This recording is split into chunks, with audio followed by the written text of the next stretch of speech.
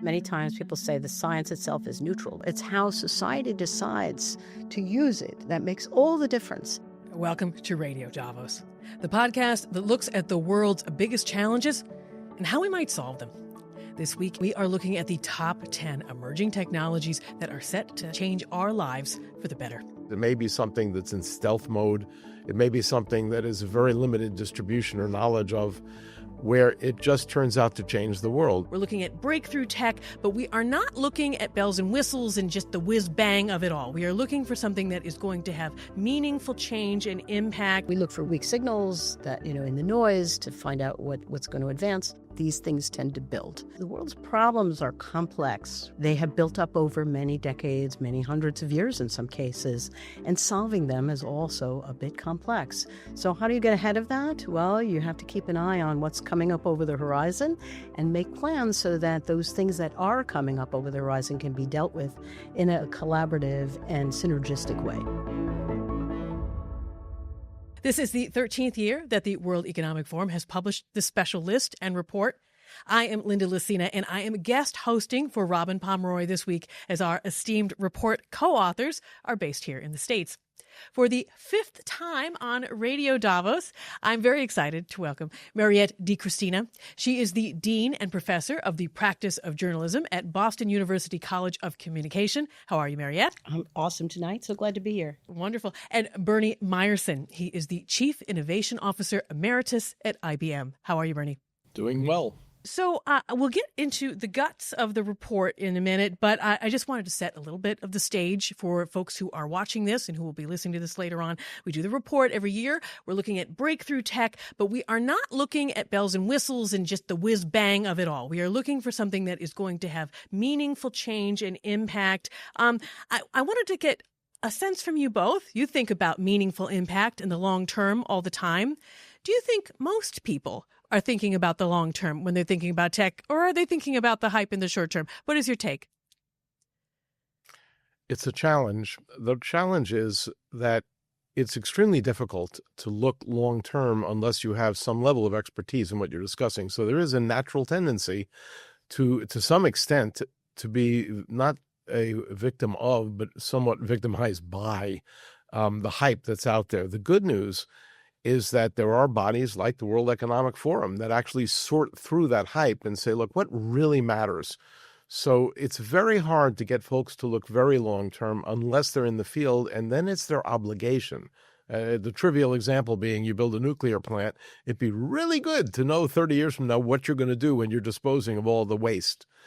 That kind of foresight is critical if you're actually in the business. And when we're talking about the report itself, can you both tell me how it was put together? A lot of folks maybe don't realize everything that goes into selecting this, to screening this. What goes into selecting these 10 standout technologies? Yeah, thanks for the great question. I'm going to have to look down once or twice because there are many steps, I hope you don't mind. Multiple steps involving literally hundreds of experts. And still, at the end, as Bernie will confirm, it's a bit hard to choose, and we'll talk about that later. But first, we start with a survey to the World Economic Forum's Global Futures Council's network and the Frontiers Chief Editors, which is a partner, and the Top 10 Emerging Technologies Steering Group itself. And the technologies may be entirely new, like we haven't really heard about them before in the lists in the past, or maybe they're a really innovative way of applying an existing technology. And we had about 250 or so submissions this year that were verified technologies. We used an AI trend analyzer by Frontiers, which mapped the trendiness score based on a variety of factors.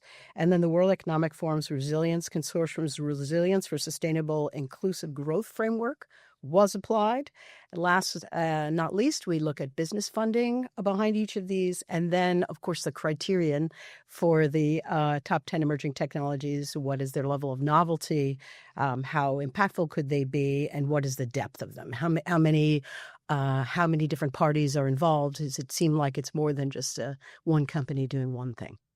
And then to be honest, there's a gut feeling. So you place a bet, which is it has such an enormous potential upside that even though it's not well known because it may be something that's in stealth mode, it may be something that is a very limited distribution or knowledge of, where it just turns out to change the world. The example, for instance, being CRISPR-Cas9, which back when we identified that as a team was almost unheard of. So if you did the typical analysis and said how much investment, how many people are out there doing it, it's a tiny number. But it enabled phenomenal things going forward, some of which, to be honest, we're still benefiting from today. mRNA vaccines, the transplants recently of organs from other species that, frankly, have been changed to be compatible with humans. None of that would be possible. So there is an element of just trusting the people you have on the committee to see things that are just foundationally differentiating, that they're worth the risk. And I think it is important to note that those were all technologies that had been identified in past editions of this report, which kind of gives a sense of the little weak signals that the report listens to and that all the experts listen to, that down the line can show that there's a real trend and that there's real potential and possibility. Well, why don't we get into some of the cool tech that we have? I'm very excited to start with structural battery composites, which doesn't seem sexy, but when I was reading about it, it is very, very cool. Tell me a little bit about it, and why is it so cool? One of the reasons that it's interesting is if you think about EVs today, they actually have the first very crude version of structural batteries. And what I mean by that, the actual batteries are these little tiny cells that would make this look big, thousands of them inside a box. And the battery itself, however, is a rigid element to protect them. So what they do is they actually use that rigid frame of the battery to actually help support the car, literally hold it together quite straightforwardly.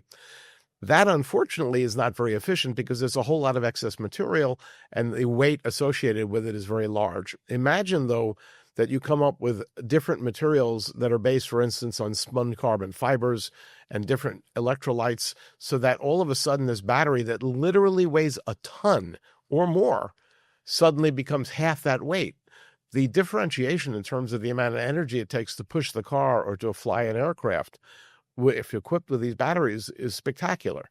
So there's an enormous potential upside, and people are working on it. So they would literally make, for instance, panels, flat panels in an aircraft where the panel actually is a battery.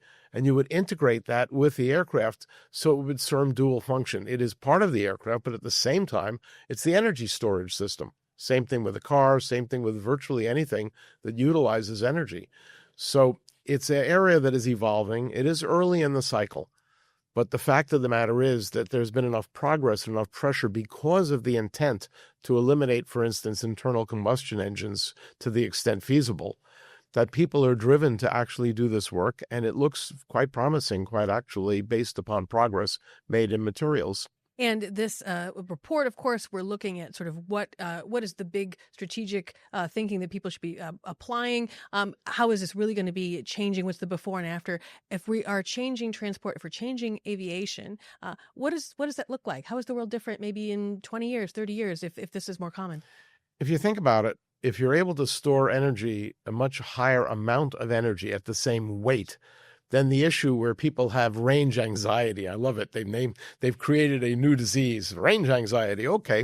What that has to do with the fact is you've got a battery-powered vehicle, you're motoring along, and what if you run out of charge? Well, imagine that if you were able to reduce the weight of the battery by a factor of 2, so you could literally, for the same weight, put in twice the energy. Well, there's an interesting option because suddenly the car has a range of 600 miles. I don't know about you, but I really don't want to sit in it that long. So it changes that. And the other thing is aviation. There are currently vehicles, electric vehicles, that are being flown. They do not have anything but batteries. Being able to lighten them dramatically is crucial to electronic-driven aviation for it to work. So, yeah, it has the potential to actually sort of rewrite the range and script on those. Mm-hmm. Our second technology on our list is osmotic power systems. They channel salt into energy. Can you explain a little bit more about how that technology works? First of all, why don't we just start with that? Well, it makes use of the fact that if you actually separate very salty water from water that is not as salty, that actually gives you the opportunity to drive energy by putting a membrane between them. It's called an osmotic membrane, where very naturally the Earth tries to reach equilibrium, which is a fancy way of saying if you've got a lot of excess water on one side and a lot of excess salt water on the other side, the water will migrate over to the side with the salt to dilute it till we get the equal amounts on both sides, the equal salinity. In doing so, though, it generates pressure because water is moving across the membrane. You actually have excess pressure on one side. And the moment you create excess pressure, you can use that as one example to drive a turbine. So that is one example. That's physical. There's a whole nother version of it where if you have disparate amounts of salinity, and it's easy to get it. If you have a plant that does desalinization, it takes the salt and separates it out of water, which means the little bit of water that's left behind has a tremendous amount of salt in it. And you can draw water in from a lake or an ocean that does not have as much. You actually can put a membrane between those two bodies of water that actually allow the separation of the actual ions in the liquid, so that the negative ones go to one side and the positive remain on the other, as an example. That's how a battery works. You literally create charge by having the right membrane there, and you can use it to draw electricity right off of that. So there are two very different approaches, one of which is you're generating pressure and using excess pressure to drive a turbine. The other is you literally are just separating the ions that naturally occur, because when you dissolve salt, it's sodium chloride. You get sodium ions and chlorine ions, and depending upon which way they go, you can actually move charge to opposite sides of a membrane and use it as a battery. And as the report mentions, we're merging both energy and sort of water resource management with this. But what I thought was really, really interesting about this is that there's the opportunity to rethink how we're using water at all with this. Can you talk a little bit about that and about the shift in mindset that this technology will could make commonplace, which is that water isn't just something we use up, which unfortunately has been the reality for many, many centuries of mankind, and could be something else. Can you talk a little bit about that? Well, we basically recognize the criticality of pure water. There is a limited amount of that in the world, and frankly, it's being utilized faster than it normally is naturally generated. So the real issue we're up against is we want to make absolutely sure we make the best use of it possible. The interesting thing is that if you can actually take all of the energy that went into, for instance, desalinating water and creating this super rich, concentrated water, which has lots of the excess salt you took out of the clean water in it, to be able to then recover some of that energy by then using it to run a battery, it's a virtuous cycle.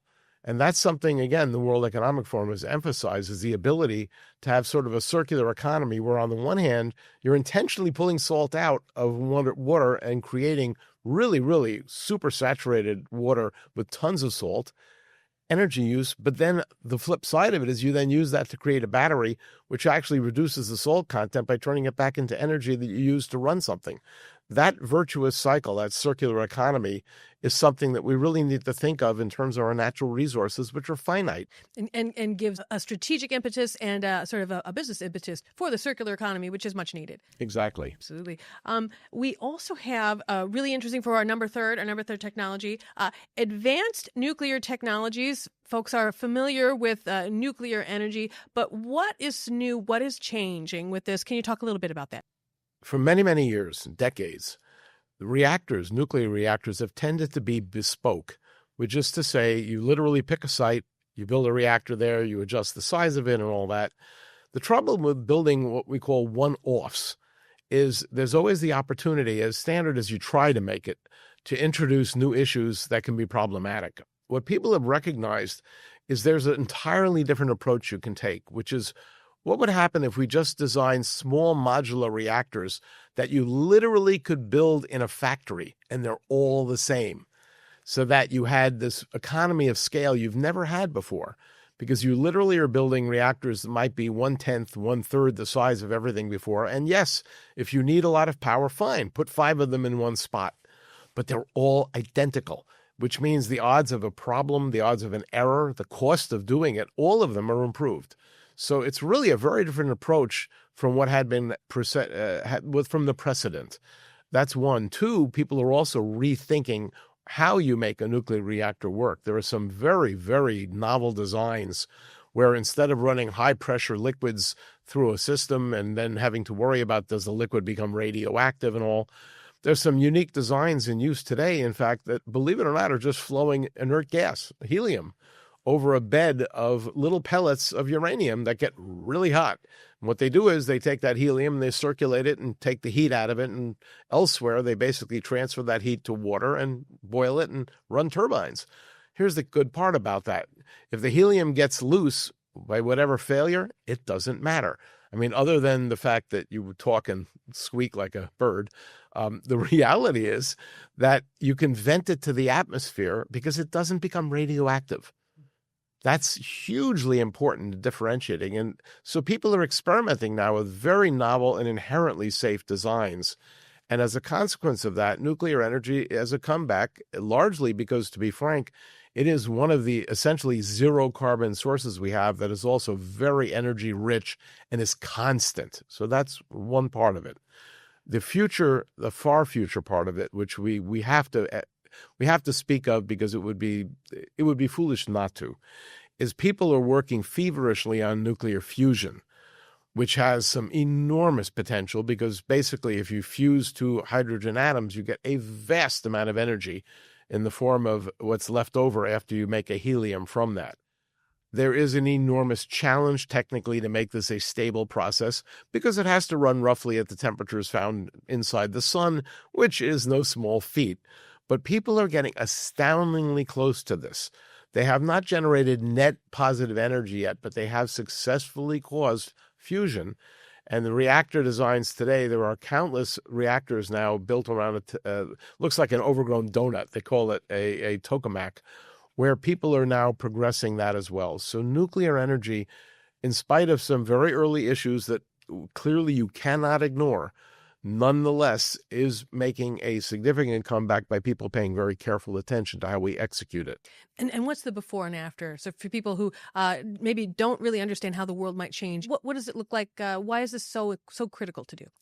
The criticality comes from the fact that there is such a massive electrical demand today that these coal plants that normally were going to be shut down are continuing to operate, generating tens of thousands of tons of carbon dioxide into the atmosphere and driving global warming at extraordinary levels. If you have something available that is energy dense, like nuclear energy, as opposed to those, just by doing so, you dramatically reduce the amount of carbon dioxide released into the atmosphere and the global warming impact.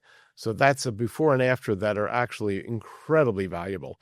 And it can basically, you have enough demand today with the advent of AI and a shift to electric vehicles that we have to find additional means that do not pollute the atmosphere as we're currently doing today.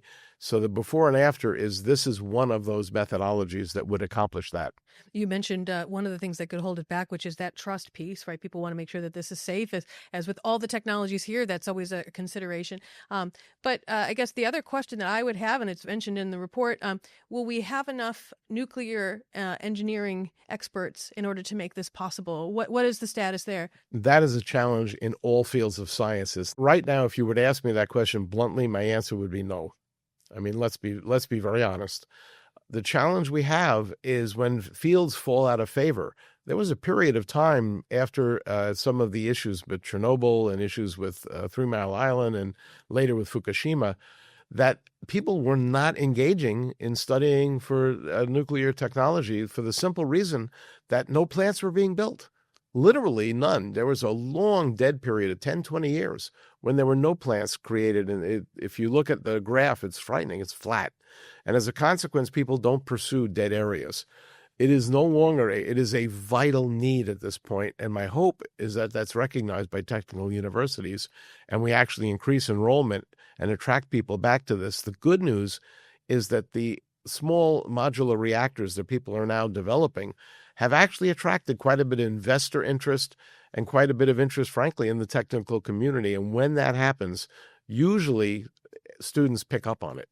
So my hope is right today, probably we're well short of what we could need. But I would say in 3 to 5 years, particularly as these are licensed, it will grow to be sufficient. Our number 4 technology is engineered living therapeutics. So why don't we talk a little bit about this? These are really, really interesting. They're microbes designed to deliver therapies on demand.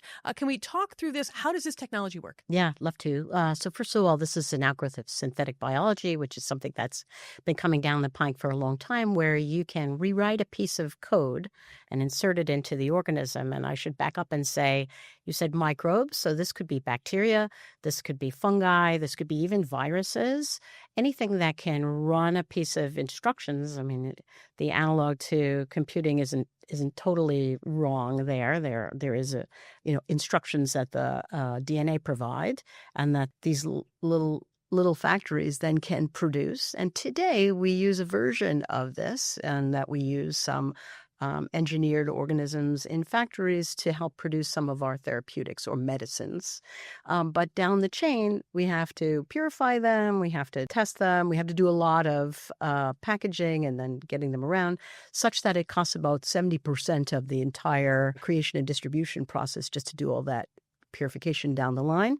But what if you could engineer these organisms so that they could be internal factories to use, so that once they've been engineered and then implanted, they could continuously provide medication. So imagine, you're going to ask me what could the impact be like. Imagine a diabetes patient, and there are so many millions in the world who suffer from this chronic disease, where they continuously have to monitor, make sure that their glucose levels are okay, and then apply additional glucose if that's needed to stabilize what they have in their bloodstream. Well, imagine if you had engineered living therapeutics, these little biofactories inside of you, and they could supply that glucose as needed by the body. It'd be more like what your body would naturally do if you didn't have that illness. So, in other words, something that can revolutionize both the patient experience, right, as you're saying, right, but maybe also just how we deliver drugs, the cost of these things, and also, as a result, the access to these therapeutics and to these treatments. I mean, absolutely. I mean, think about medications that are being transported. I mean, everybody's had something that you have to keep in the refrigerator, let's say, or something that's only shelf stable for a period of time. Well, now imagine that it's made in a central location and shipped around the world. You can't control the temperature perfectly all the time. You can't control the situations that the medicine's going to encounter. But what if you can distribute those, because they can be applied, more locally? Then the access is better. You're paying less money for the cost of transport, which is also beneficial to the environment, and making that medicine more available and more reliable when it is delivered, because it's right there. Sure. And there are quite a number of companies working on these therapeutics for a bunch of different illnesses, from cancer to, I mentioned diabetes, even for potentially hangovers. So it seems like quite a range. This one's a fun one to me. Sure. Now, of course, a technology called engineered living therapeutics is going to have people sit up a little bit straighter. What are the things that people should be, as leaders, are making sure that this is safe, that we are approaching this in a responsible way? What needs to be put in place? What are the frameworks and things that need to still be built and sussed out? Yeah, so I'm so glad you raised this, because, of course, the technology itself always needs the right context, as we were talking about in the beginning. Safety regulations, safety protocols, because anything that's engineered, you don't want just loose in your environment. You want to have regulations too that people have to comply with, so that they are producing them in a safe manner. So these are some things to consider. Also, going to think about what are long-term effects. What are, how is the global distribution best managed? But particularly on the regulatory front, that's something that often lags with any new technology, because the technologies keep happening and they're bubbling along, and the regulations then have to catch up. Are there unexpected impacts that will come down the line if we have this in place, say 20, 30 years down the line, this magical world where we mentioned all these other things will be in place? If we have these engineered therapeutics, how will the world maybe be different? People might be living longer. Chronic conditions like diabetes or even cancer might be being managed internally without you even having to think about it. And then if you combine these sorts of engineered living therapeutics, it's quite a long mouthful, I realize, but if you combine that with wearables that can detect levels of different chemicals in the body or different agents in the body, you can end up having a continuous monitoring and response system that means that, I mean, if I think about it, Linda, the world already, there are a lot of biological and ecological processes, and they kind of happen. Bernie was talking about salt and how it moves. There are increasingly human-created responses to problems in the world that are integrated into our systems. So one way I think the world could change, to answer your question, is we're thinking about it less, but it's happening because we've built it correctly. It's happening naturally. That makes us live longer, healthier lives, and that's the goal. Question I might add to you is, in terms of ecosystem readiness, I'm curious how you deal with the concept of these are GMOs, they're genetically modified organisms, and as you know, there's a natural proclivity to avoid them among a very huge part of the population. And I'm not making any judgment, that's just the reality. Yeah. So how do you overcome that? Yeah, I mean, here's an editorial comment from me, Bernie, on that. As somebody who's been, so before I was at College of Communication at Boston University, I was editor-in-chief at Scientific American for a decade and a science journalist, just for people who may not know that background. I think the first thing you do is listen to those community concerns. There is no way you're communicating if you're not listening first. And then you say, okay, you've got some challenges that you've identified. Let's talk about what's possible for research and applied technology to help you with. And let's talk about how you want that to happen. In science, many times people say the science itself is neutral. The basic understanding of how something works is neutral. It's how society decides to use it that makes all the difference. And that deciding starts with listening, starts with working on shared solutions together, starts with co-creating those shared solutions. In my circles, there's a technique called civic science, which does this intrinsically. It's something I've seen at the World Economic Forum for as long as I've ever been involved, where you bring business leaders, policy leaders, researchers together to talk about shared concerns. It takes a little longer, but when you implement it, much better done. Absolutely. No need to move fast and break things when it comes to people's lives. Exactly. Continuing on our health theme, there's one I think there'll be particular interest to our watchers and our listeners. GLP-1s, but for neurodegenerative disease, right? Can we talk a little bit about this? So GLP-1, glucagon-like peptide-1 receptor agonists. We are very popular right now. I'm so proud of you. Yes, exactly. I wrote it down. I did write it down. I'm impressed. Exactly. And so these, we all know that this has become very popular for weight loss and also for diabetes management and some other things. But there's other applications that could be game changers. Can you talk a little bit about that? Yeah, thank you. Thank you so much. Yeah, sure. We've heard of these medications. They're weight loss medications. But once in the bloodstream, they do something that is not actually common. They can cross the blood-brain barrier. Now, people who don't study brain science all the time don't know that it's not easy for different compounds to cross the blood-brain barrier. It's difficult to diffuse through. One thing that does it is alcohol, which explains the effects on your brain very quickly of alcohol. But these drugs, this medication does as well. And when it does, it can interact with the neurons, the brain cells that are in there, and also the glial cells, which are helper cells for the neuron cells. And they reduce inflammation. And inflammation is the body's reaction to various things that happen and is responsible for a lot of our poor health effects. Inflammation is connected to so many things, from cardiovascular disease, indeed, to things like Alzheimer's and Parkinson's, which affect more than 50 million people globally, and which GLP-1s, as applied to neurodegenerative diseases, could really help with. And when we look at this, I mean, what are some of the things we have to keep in mind as far as what could either slow it down, or how do we keep it safe? What are these big factors that leaders who are considering this and working on this really need to keep at the forefront? Well, I mean, the first thing is, remember, we're talking about an emerging technology here, and it is a drug that's being used for one purpose that's being reapplied to another. When you do any kind of drugs in any people, you're going to want to be very careful that they pass all the clinical trials. And in this particular case, while the results are promising, they're still a little mixed.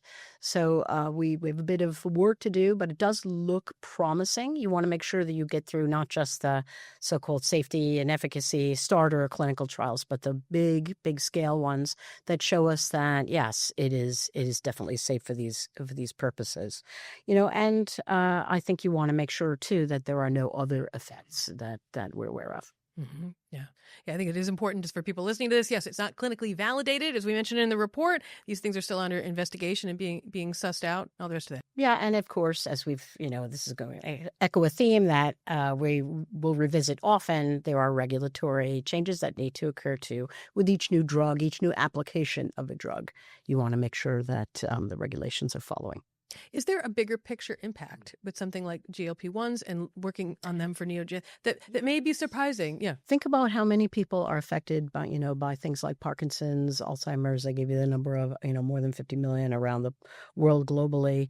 But now think about not just those, as tragic as that is, not just for those individuals who are suffering in long-term memory care support facilities, who are not able to recognize loved ones anymore. Now let's talk about the caregivers and the time they need to spend that maybe they could also be spending on other kinds of life-affirming work. I mean, it's very affirming, of course, to support your loved ones. So it could ease burdens for caregivers and, again, extend healthy lifespan, which is what we all want. As long as we're here, we want to be healthy. We want to be aware. We want to be enjoying this lovely planet that we're on. Our number 6 technology is autonomous biochemical sensors, wiring biological sensors for real-time insight. How does this technology work? Yeah, so what's wild about this is when we were just talking a little while ago about how increasingly our human-created, human-innovated responses are embedded in the world, integrated in the world through a variety of mechanisms. Imagine if we could get a moment-by-moment picture of an understanding of conditions in different areas. So one might be the environment, another might be the food we eat, another might be conditions in the body.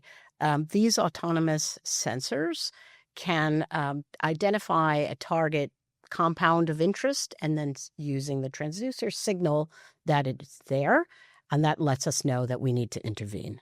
Maybe there's a toxin in the food or something's gone spoiled. Maybe it's something in the environment that we're keeping an eye on, and then respond to it. And this idea of a world that automatically senses and is able to then respond to things that might be problems if they built up at scale is really an appealing one. And I think what's interesting about this is that we do have sensor monitors currently. People may be familiar with them if they sort of have diabetes. They're monitoring their glucose, things like that. Sure. And the advance here is that, of course, as you're saying, it's autonomous, sort of on its own. And so what would this look like if we were trying to get a handle on water pollution? How does that change problems like that, or sort of the next big crisis? Do we get you get ahead of it. One thing is you respond faster, and that's always good. But now let's harken back to our diabetes patients, and maybe they have engineered living therapeutics, and maybe they have these wearable sensors that are nearby that are able to see what the therapeutics are discovering and responding to, and then maybe it notifies you that much faster. I mean, in fact, there is, as you mentioned, there's a wearable glucose monitor that works with it. Now we're going to go to the next step of integration where it's happening automatically without the patient having to attend to these readouts and respond to them. And as we talk about in the report, that there's sort of one of the strategic big things to be looking at is the interconnected applications of it all, right? And that we could then dig into maybe the source of the pollutant, not just knowing that it's polluted. Tell me a little bit more about that interconnected piece that kind of can help people understand how the scale and the potential of this technology. Yeah, thank you. So our reports in recent years have been talking a lot about wireless technologies and then the data management systems that you need to be able to analyze in real time or very close to it all of these different data points that are coming in millions of different bits of streaming around. So yeah, it can help you respond in a more integrated manner. Mm-hmm. And what will slow this down? We're going to have to get those data systems aligned. We're going to have to, particularly when we're talking about patient care also, privacy and security concerns about that data, crossing borders of different nations with that data. As you can very quickly see, that gets complicated rapidly, and countries have to work in concert to be able to have, so you mentioned the water example. Well, streams run from one country to another, lakes, cross lines. And we're going to need to think in ways where we can respond locally, regionally, through global interconnectedness. It's going to be vital. And there are other impacts to it, too. It requires energy. It requires, again, regulations, our favorite R word today, and some level of cooperation to make the local benefits and regional benefits possible. And stay on sensing. We have a different technology, collaborative sensing. How does this technology operate? Well, collaborative sensing, basically, as one example, you're talking about the FCC just approved a new frequency for communications, and it's basically an automobile to everything. Now, why is that important? Well, if you really think about people and transport, it's a collaborative process. Obviously, cars, you don't want them running into one another. But at the same time, they have no means today, literally, to take advantage of that other than hyper-locally, which is a fancy way of saying you have a set of either cameras or radar on your car, and you probably try not to run into the person in front of you. That's not collaborative sensing. What collaborative sensing says, what if we have cameras virtually ubiquitous in a city? Similarly, what if every streetlight is controlled ubiquitously throughout the city? What if every vehicle communicates with a central location, again, throughout a city? Well, imagine you're coming up to an intersection. It's 2 a.m. Somebody who has been drinking, shall we say, excessively, is coming at high speed towards the intersection you're about to cross, and their light is red, and they are not slowing down. Collaborative sensing would be that the indicators on the indicators either within the automobile and or cameras would detect that person clearly being a danger to your life and limb, and would actually notify your vehicle immediately to brake and avoid the collision. That's the very basic form. Now we look more macroscopically. If you have today a set of information that says there's an accident on one of 2 possible roadways people are going to use, what happens inevitably is everybody gets off and uses the other roadway, which becomes a rather massive traffic jam. Any one of us who've driven in the region understand this. But there's only one lane blocked by that accident. In collaborative sensing, all of the sensors would interact and say, okay, your car should go to the other direction, but if you whittle down the traffic on this particular road so that it fits in 2 versus 3 lanes, everybody wins. That's collaborative sensing. Now, the challenge is think about the unimaginable amount of data that has to flow around for that to work. You cannot just dump it all to one central location. If you do that, somebody at the middle is going to have a massive headache before their head explodes. It's not going to work. So that brings up the next level, which is called edge computing, where instead of taking all the data down to a central point, what you do is you have tremendous intelligence actually out at the end of the network, and it only sends the bare bones minimum that's needed to make proper decisions to a central location, and or doesn't ever do that, but in fact realizes all they have to do is tell this car to stop so this other car doesn't hit it. These are things that currently are not in use today, but they can be. Now, that's one side of it. The flip side is that is enormously intrusive in terms of where everybody is at all times, what they're doing, where they're going, and that is it is an ethical dilemma. One of the things about new technologies that we all need to be cognizant of is they get good and it's good and evil. I mean, it's just that simple. And what that means is the regulations, the regulatory bodies that actually prescribe what you can and cannot do with that data have to be rigorously created and enforced. It's not trivial, and I'm not suggesting, and nor do any of us suggest we not do this.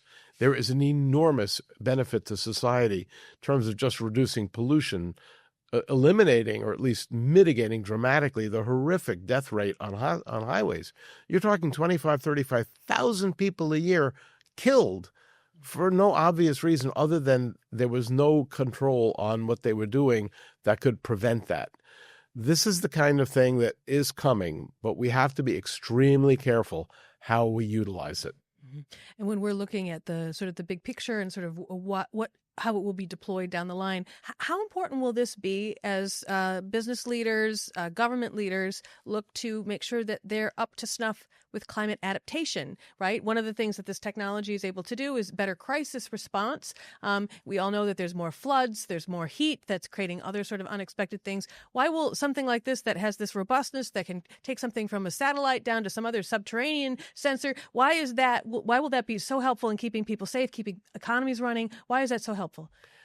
The bottom line is, if you look at, for instance, what happened this week in the U.S., you have tens of deaths because tornadoes propagated through a region causing havoc. Imagine being able to essentially say, there's a tornado on the ground. This is the exact path. We are tracking it literally to the foot from space and alerting the individuals at risk to get out of their homes and move out of the path of the incoming tornado. That doesn't exist today. But again, the whole point of collaborative sensing is literally a level of interconnectedness that does not exist today, but is technologically feasible. The really good thing about this is we need the will to deploy. The technology itself, fortunately, does exist. So yes, it's incredibly important because that's the extreme example of life and limb at risk. But in all manner of factories and all manners of industry, you have the same advantage, which is if you're looking at a production line where you're producing a vehicle, as an example, you can actually have enough connectivity that you actually do what they call just-in-time manufacturing with extreme accuracy. So you literally know I have to get a part from a plant to this point in the line to within these seconds, and you can do it if you have enough information. So it really changes things both economically at the level of an industrial endeavor, as an example, or societally in terms of just what you can do in terms of controlling at least the consequences of the environment.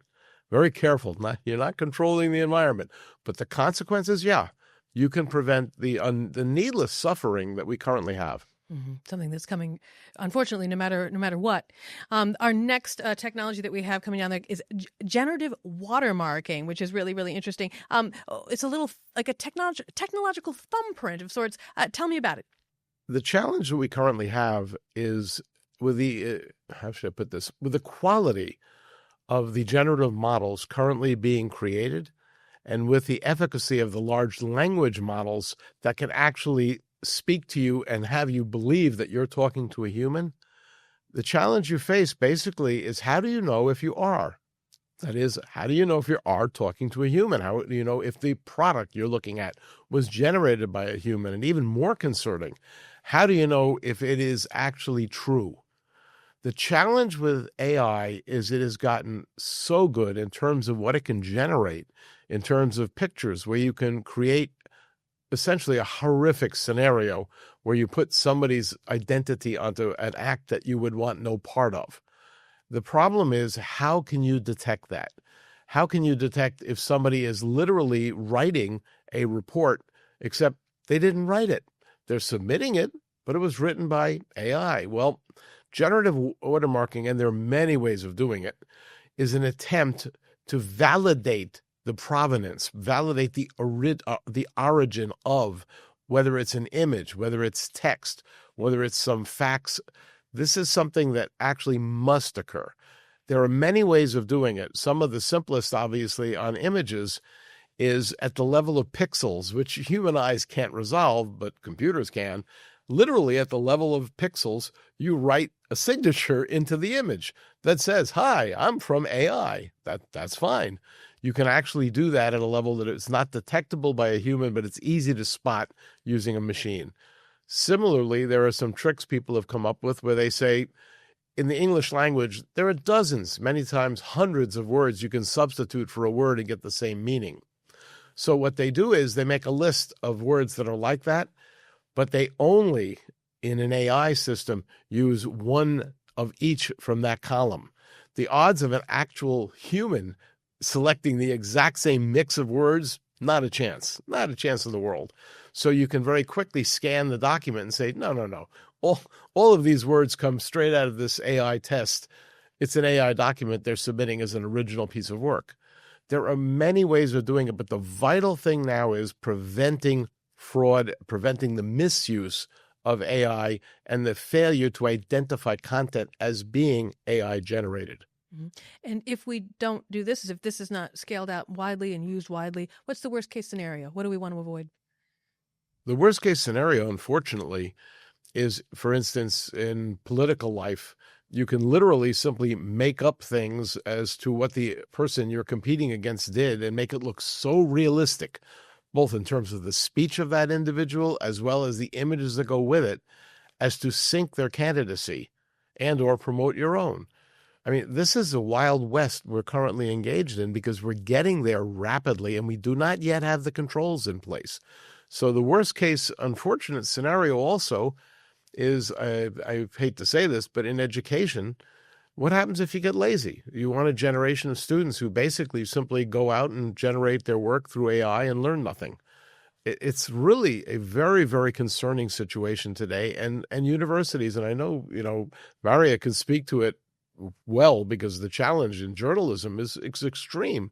It's unfortunately a case where we could drive the dumbing down of the education system. I mean, a way I would put it is it's hard enough.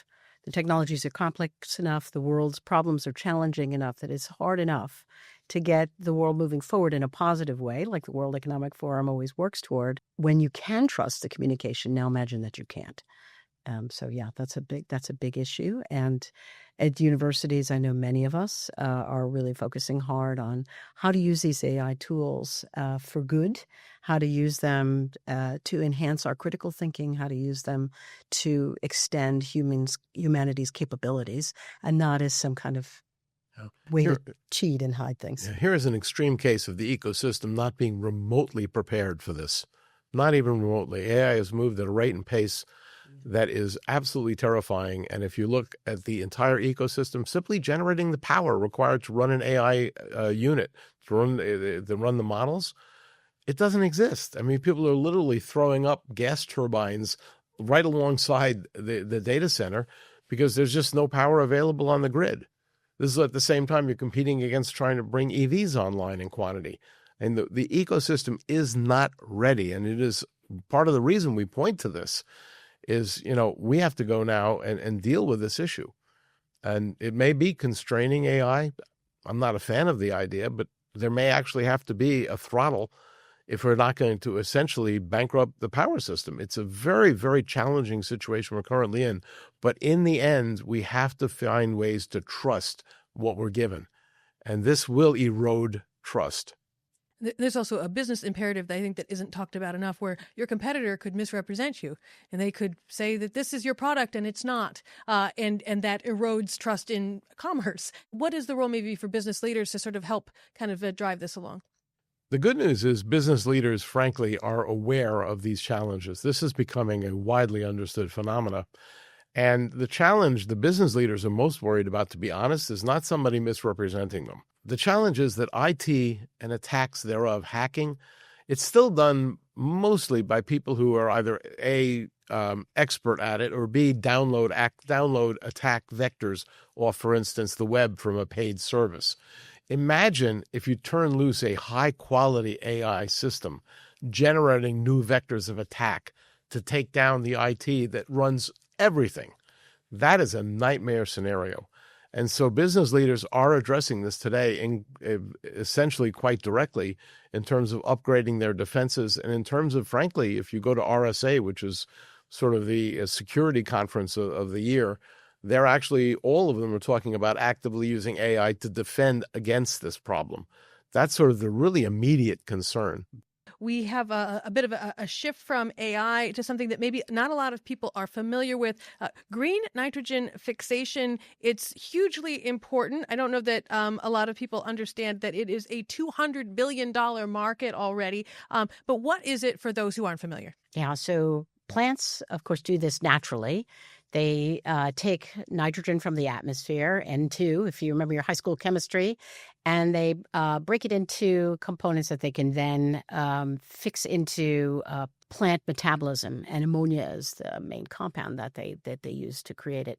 About 100 years ago, humans came up with a way to amp that up called the Haber-Bosch process, which today, provides helps us all feed the world, but it takes a tremendous amount of energy. It's probably 1 to 2% of the entire globe's amount of energy. Talking about AI and computing systems, this is another large energy drain. What's required in that process is temperatures north of 400 to 500 degrees Celsius and atmospheric pressures more than 150 times what you and I are experiencing right now, 130 to 150 times. So you can see it's really energy intensive.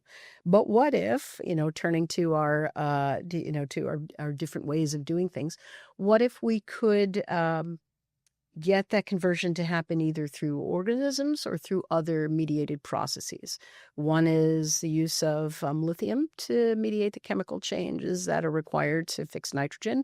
And another is, again, to engineer some organisms, particularly bacteria or their enzymes, to help fix nitrogen. And there are companies working on both of those. So huge impact. Maybe not the sexiest thing, but I think we all like to eat and we all like to make sure our food is arriving in a continuous way. And this technology, or both of the ways that they're going about it, have other advantages too. For instance, ammonia is a really great way to carry around your hydrogen instead of trying to do liquid hydrogen, which requires a lot of energy to make sure it doesn't escape. We all know hydrogen, lightest element in the universe. It loves to escape from things. So it's a better way to carry that. Also could potentially be used and is being set up to be used as replacement for diesel fuels in some marine applications. And also in this big picture, it also will kind of maybe reshape agricultural supply chains. What would that look like? We've been talking a lot about distributed opportunities here. So now today with the Haber-Bosch process I just described to you, highly energy intensive, lots of atmospheric pressures. Obviously, you can't do that everywhere, equally around the world. We don't all have the capabilities. But if you can make it into either mediated processes that are simpler, like the lithium one, or using organisms that are engineered, you can then distribute it like some of the other technologies that we talked about and get all of those advantages. Less trucking it around, less energy required to do so. Mm-hmm. And there's plenty of efforts that are already in place with all this. But, what maybe are clouds on the horizon? What could slow this down? Well, anything new is always going to be a challenge. Although in this case, I think the challenge will be more physical than regulatory. And I think it's a matter of scaling across borders. And our very last technology, it is nanozymes, which are very, very interesting. And they're nature's catalysts for health. They're replicating nature's catalysts for health and environmental breakthroughs. So let's talk a little bit about that. It's already a $5 billion market, and it is set to grow to $60 billion in the decades ahead. What are nanozymes? A little bit more, and how do they work? So you've heard the word enzyme a lot in our conversation over the past hour today, and enzymes are needed to accelerate various chemical reactions. But one of the things about enzymes that are produced by nature is that they are limited by the things that nature can live in. So in high pressure, high temperature situations, they tend to break down a little too rapidly. But if you can, and when I add the word nano, I love the word nano, but nano just refers to the size of the molecules. So we're talking about chemistry here. When we say nano enzymes, these are, rather than produced by biology, they're produced in the lab. And as a result, they last longer, they can endure more challenging circumstances, and that means that you get the benefits of that. When you can reduce costs dramatically, when you can get something that lasts longer so you need to make less of it, when you can distribute it more easily because it doesn't have to be all, centrally done necessarily, get lots of benefits. And it sounds like we're echoing a real theme here, Bernie, through the entire report this year. It sounds familiar. But I think what's amazing is how these technologies, if you think about them, they might sound like 10, but they're also unlocking so many other potentials for humanity. The report mentions that there is an opportunity that it will kind of change how research is done, but it can also sort of help dissolve boundaries between different disciplines. Can we talk a little bit about that and how that's useful for folks in the sciences? Yeah, I'd like to turn to Bernie in a minute because he is an actual scientist as opposed to me, who's just a science voyeur. But I think the nature of all of these technologies is they do need to work across disciplines to be as successful as they can be. Mm-hmm. You need different disciplines interacting at the beginning. We need to build bridges. Sometimes scientists and technologists in one area and another don't even use the same terms. So as we learn to work in a multidisciplinary manner, as these fields converge and new innovations arise out of them, I think there's only a benefit to that, but it is harder to do. And it is, very few of these things we do nowadays can be done in a vacuum. In fact, what's kind of interesting is what I call the soft and hard sciences are really becoming indistinct. In other words, I'll give you an example. When you're talking about AI, there's an enormous sociological factor in its utilization, as well as, of course, the technology behind it. And you have to have both working together for it to be effective. Remember that what has made things like ChatGPT and Gemini and all of the other AI instantiations impressive is that they can communicate naturally with people. That's a sociological issue. That's a sociology. That's not driven just by a bunch of geeks who go off and write great code. It takes all of them. So you really have this wonderful thing where communities nowadays get things done. It's no longer done in a vacuum. There was a time when science could be practiced discreetly. But if you want to have a tremendous societal impact that's for the good, it really takes this fellowship across many disciplines for that to work. And it specifically requires you to engage people who understand how to work in a societal setting, not just in a laboratory. And the things that fail miserably, by the way, are the ones just in a laboratory, because when you get out in public, people look at it and go, huh? You mentioned that, hey, people need to be thinking in a societal way and all this. As we have looked at all of these technologies, and we've been trying to make sure that we keep the long term in our sights as we do this, it's really, really hard. We mentioned that most people think about the short term. Most business leaders are thinking quarter by quarter, if that. Oh, there's a famous phrase, obviously I've worked in technology my entire career, which goes back many, many decades. We'll just leave it at that. After a while, because I've seen the hype cycles, you just get tired of it. And so I have a simple phrase that I use, which is data wins. Please, Lord, do not bring me your theory if the data says X and you're yelling Y. That is getting lost. It's a tragedy, because what happens now is people who have absolutely no knowledge whatever, because they can amplify their voice so wildly on the web and elsewhere, it's become a force, unfortunately, for evil, to be honest, where if you have an opinion which has no basis in fact, you can nonetheless make it sound very, very real. And so the key thing people have to remember when they're looking to avoid the hype is data wins. If you hear something that says that, this doesn't work, there's no effective vaccine, data is that 300 million people died of polio in the 1900s, and since then the number on that scale is 0. Well, okay, that's data. You can have whatever opinion you want, but it doesn't change the data. And that's one of the ways around the hype cycle, is you force people to talk about actual facts with data behind them. So that's one of the things. And the other things is just be careful what your source is. A refereed journal, like it or not, is someplace that 10 experts have looked at something and said, yep, it meets the minimum criteria for reality check. And unfortunately, in the instance of the web, there's no reality check. The reality check is how many hits can you get and how much money can I make, independent of whether it's true. And it's very important to know the difference. And one of the more interesting things you're seeing today is they're looking to actually take away the web access at a young age where you're not yet equipped with enough knowledge to sort things. And they're treating it very much, interestingly enough, like drinking, where there is a responsibility to society to actually know what you're doing before you act on something. And so it's a very great challenge, because you have to be careful. You don't want to get into the area where it's censorship. But it is very important, particularly among leaders, to really force that issue around data wins, because that dramatically shortens the hype cycle. Mm-hmm. And Mariette, in your mind, what should leaders be thinking about? What questions they should be asking themselves to help them think better in the long term? I mean, one thing, I love what Bernie was just saying about data, and I really celebrate the idea of an evidence-based mindset and thinking carefully about what's there. But, because leaders are so busy and because they don't have all the time in the world to do that, I suggest that they also look to trusted sources. Bernie mentioned journals. I would also talk about conveners like the World Economic Forum, who bring together the experts in the world and produce rather concise reports of complicated issues. You don't have to be intensively investigating on your own for hours and hours every day.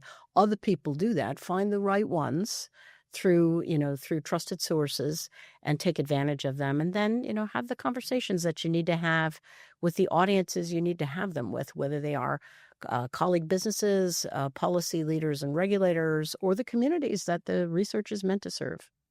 Yeah, there's the community I'm part of. I've been part for years on the board of the STS Forum in Japan. STS stands for Science, Technology, and Society. And the Professor Omi, who founded it, has a very interesting theory, which is simple. There are lights and shadows to every technology.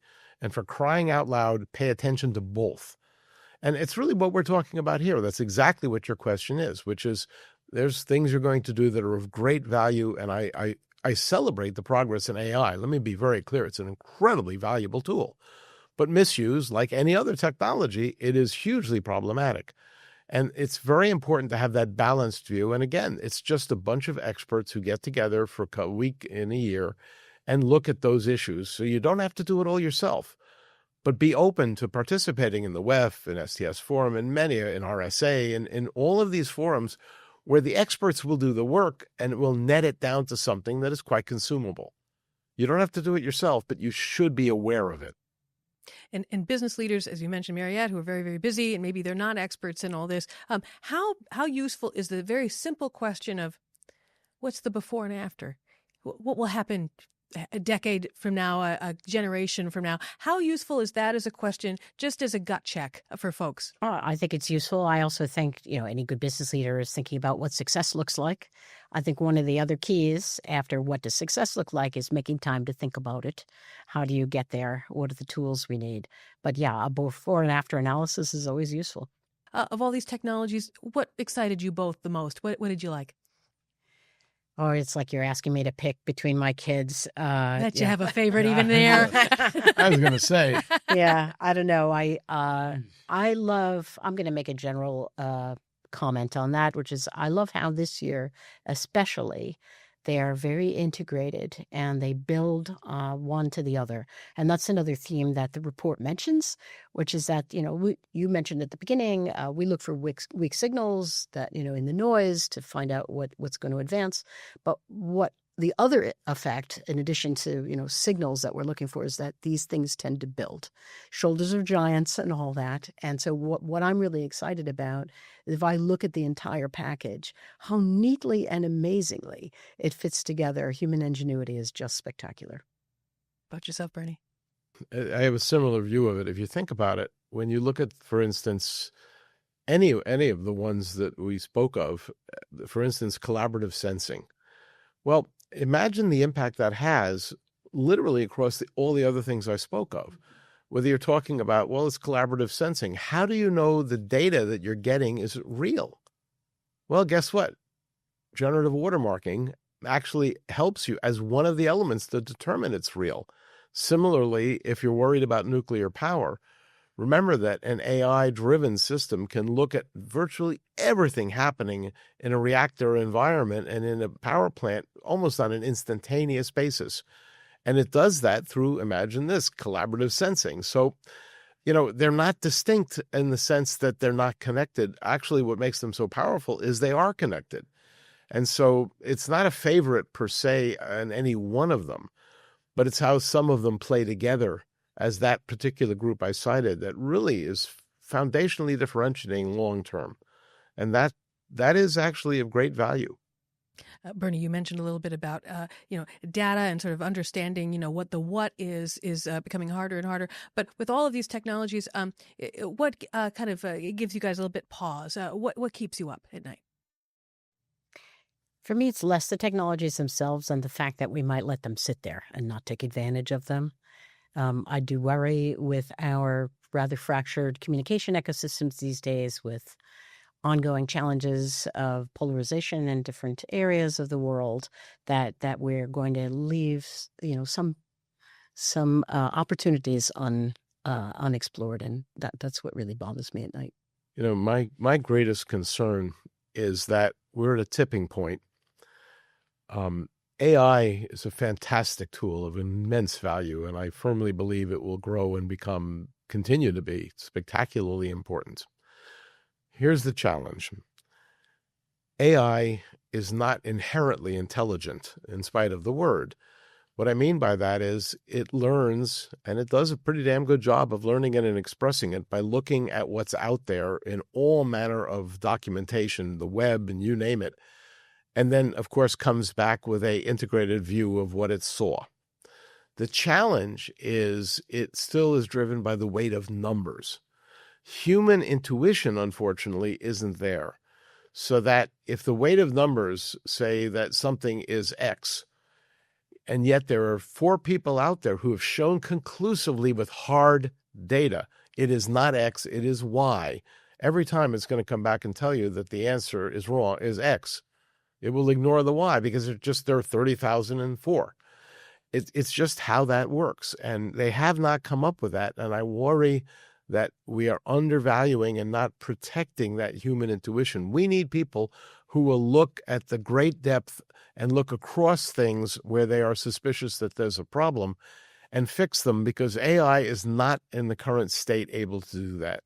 So I don't want the dumbing down of the scientific community by becoming reliant on what amounts to a fantastically effective and intelligent search system that can express itself very convincingly as to something being the case where, in fact, it is not. And so this is a real challenge. How do you strike the balance? Because it's a great tool, but it's a tool. It is not a substitute for the human brain. And that is a very, very tricky balance that we have to strike. And that does keep me up at night. You both have been amazing so far. You have one last question, and then I release you back into your lives. What gives you hope with all the things we've talked about today? So you can hear I'm the techno optimist here because I don't know as much about it as Bernie, the researcher. But what science gives me hope. I love our endless attempts to understand how the world works, whether it's near us or far from us. Sometimes it takes a long time between discovering an insight, like Einstein's general relativity and special relativity, which now we use every day in our phones for our GPS, right? We realize, so that took how many decades? So sometimes we don't know what it's for, but it continues to happen. I mentioned before, I'm just really excited about human creativity. That gives me hope. What about you, Bernie? I'm going to be honest, what gives me hope is sitting here. You have to understand that the very fact that the forum does this and supports it with an enormous amount of effort. I mean, people who read this should understand it is not the two of us. Let me be really clear. There's an enormous team that did this. That gives me hope because they still give a damn. Okay, they're working on it. They understand the importance of doing it. And it's not unique. If I look around the world, like I said, the SCS Forum's another example, RSA, there are lots of great organizations out there that their people are driving it. An organization doesn't do a damn thing. It's got a heading and a tax bracket. But the reality is there's still lots of people out there who understand how vital it is that we have these discussions and share these concerns and address them. And, governments may not always be the finest example of how you deal with it, but it hasn't changed the fact that you have universities, you have organizations like the WEF, they're out there doing this, and there's thousands, actually hundreds of thousands of people involved in it. So it's not that all is doom and gloom, not the least. The very fact that we could find 10 things we look at and go, wow, or if you go back over it and you look at mRNA, and look at CRISPR-Cas9, that gives one hope because these came about because these very organizations drove the findings. And the findings had profound global impact. I sat there, 5 years after we identified mRNA as the next big thing for vaccines, and I got my shot, my COVID vaccine, the first one, and I'm sitting there going, we got that one right. And again, it's not us. It's this team of extraordinary individuals. And the very fact that there are people out there who care enough to do this and organizations that care enough to support it, it gives one hope that it's not even that all is not lost, but, in the end, in spite of various strange things that occur along the way, this, in the end, will win out. Putting it another way, as I always say, data wins. In the short term, maybe not, loud voices and ignorance, but in the long term, data wins. I love it. Well, thank you both for being here and giving us a little sneak peek at how our world might be a little bit better. Thanks for having us. Thanks for having us. Thank you. And for more episodes of Radio Davos, please go to our YouTube channel. And for more transcripts, go to wef.ch/podcasts.